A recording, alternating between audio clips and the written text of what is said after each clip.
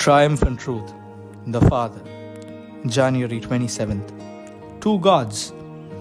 I watched till thrones were put in place, and the Ancient of Days was seated.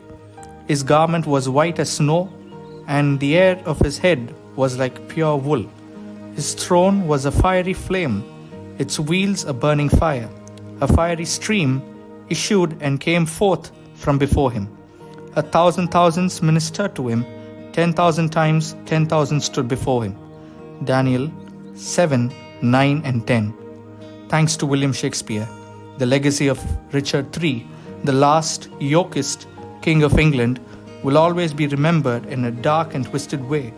The reputation of this misunderstood monarch was portrayed in Shakespeare's play King Richard III as a tyrannical ruler.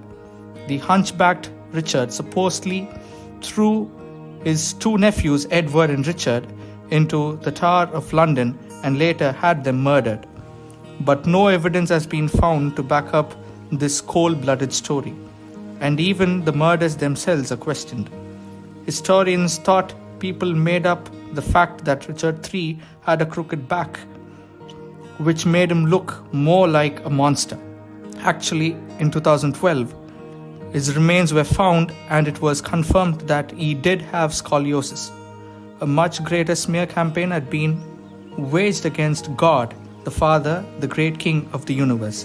The devil himself has tenaciously worked to present a distorted view of God by exaggerating certain parts of the Bible, such as the story of Uzzah in 2 Samuel 6.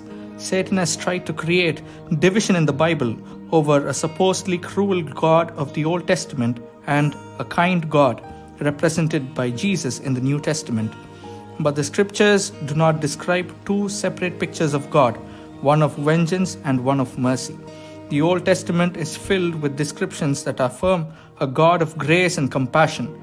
Both Daniel and Moses were given glimpses of the majesty of heaven, yet when Moses asked to see God's glory, he was shown the Lord who is merciful and gracious, long-suffering and abounding in goodness of truth, keeping mercy for thousands, forgiving iniquity and transgression and sin.